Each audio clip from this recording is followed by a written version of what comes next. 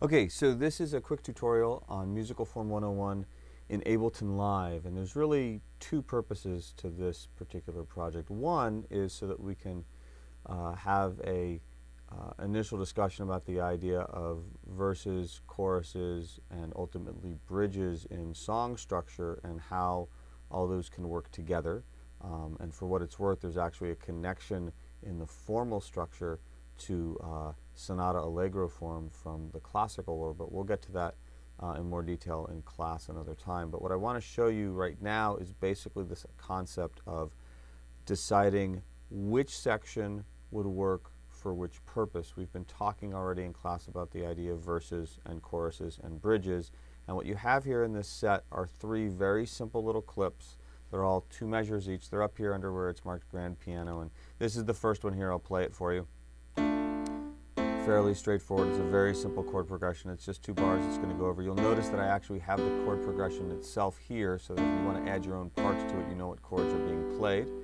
The second one down here is C major, F major, and G. It sounds like this. Again, fairly simple, fairly straightforward.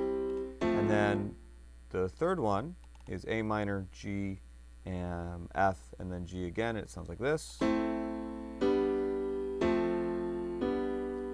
So you have these 3 progressions. Now, you'll notice over here they're not marked verse, chorus, bridge. They're marked part 1, part 2, and part 3. And part of your job here is to decide which ones do you want to use for which purpose. The goal being to create a musical form that follows the following structure: A, B, A, B, C, B.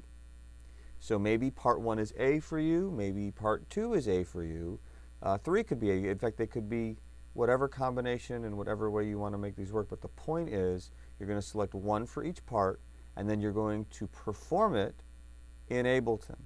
So you can select them in any order you want, as long as the structure is A, B, C, B, which means if you decide, for example, that part 2 is going to be your A, that means within that A, B, C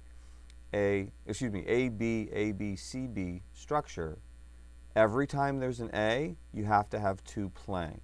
If you decide that 3 is your B, then every time there's a B, 3 needs to be playing, and then obviously that leaves part 1 for C. But there's lots of different possible combinations, and you can access them either as individual clips, or you can access them over here with the scene selection here. And you can do this with your mouse, or in another way I'm going to show you in just a second. But I also wanted to point out that if you want, you can add other parts to this. So for example, if you go to Packs, Core Library, there's a couple things here. You do samples. We can do, let's see, drums.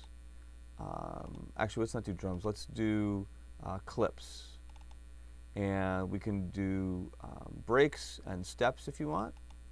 And there's a bunch of different things here. I'm going to literally just drop a couple of these in to my track here, and I am just putting in some different options here. I'm selecting these kind of randomly, but you'll notice now, for example, if I play part 1 by itself, it works. But if I add the drum part in, kind of adds a little more life to it. And then also the scene buttons here have a little bit of a different role. If I go to part 2, you'll notice the drum parts are different. This is going to help you round out your form as well. This can also help make transitions and other things a little more viable for you and feels a little more musically complete. Here's 3.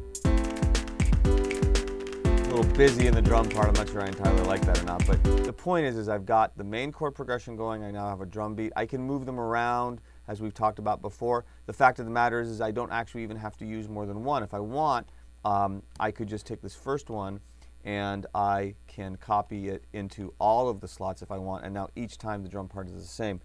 Again, experiment with this. The point of this exercise, to remember, is a simple, if you will, structure of A, B, C, B.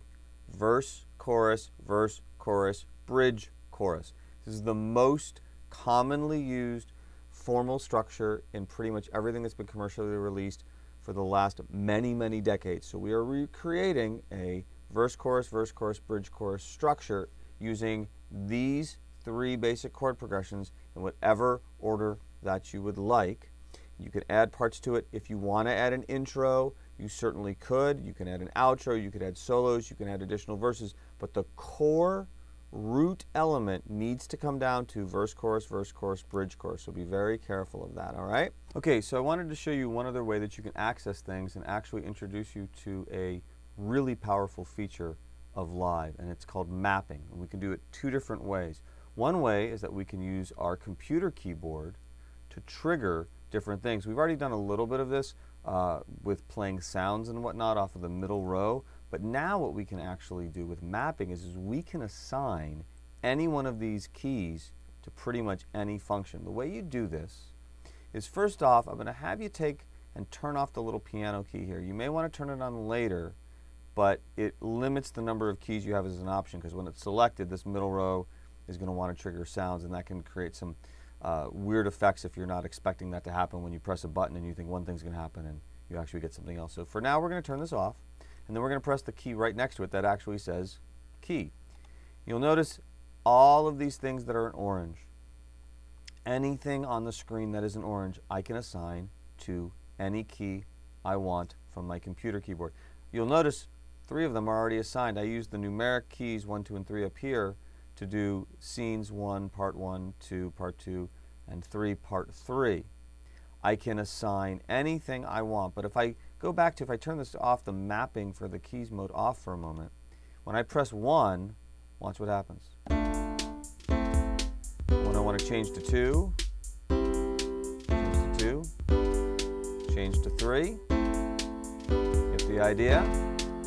So I can play the computer keyboard and launch clips. I can also, if I want, for example, I can assign clips individually or any of these other controls here. I'll show you real quick.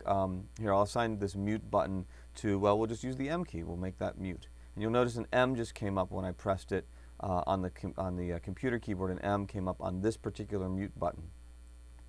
Turn off the key, and now when I hit the M key, you'll see we're muting there. Now we're engaged, now we're muted. I can do, again, anything I want here I can take control of if it's orange. This includes down here with details regarding the instrument, or if I put in effects, lots of different options can come into play. So very, very powerful tool. Be careful that you don't wind up opening a Pandora's box, though, and have so many different keys with so many different functions that you can't remember them or use them effectively or musically in a way that will make sense in the bigger picture of what you're trying to do. For what it's worth, every time that you press this key button here, not only do you get the orange elements, but you also get a list here. It says key mappings, and it tells you everything that is here. So it tells me what key 1, 2, 3, and the M that we just placed. So if you do forget what something is, there is a way to come back and do that, which is kind of nice. So I just wanted to show you that. You don't have to use that, but boy, it makes a big difference. Yes, you could still use a launch pad if you wanted, but what if you don't have a launch pad, or if you need additional buttons that the launch pad doesn't have access or grant you access to, that you'd like to try it in a different way? This gives you some additional options. Really powerful and wonderful feature. You can also, for what it's worth, do the exact same thing with a MIDI controller by going up to the MIDI button here, pressing that, and now everything that's in that purplish blue color, same exact idea. If you have a MIDI controller hooked up, you can select an item. You'll notice it's highlighted, and then you can press a button on your MIDI controller or a key or move a dial or whatever it might happen to be, and it will assign that particular MIDI controller element to that function, whatever you've picked here on the screen. So lots of possibilities, and we'll go more into MIDI mapping in another lesson, but I just wanted to show you what was possible in general as you're creating this musical form. Remember, we're looking for verse, chorus, bridge, chorus, A, B, C, B, and I can't wait to hear what you come up with.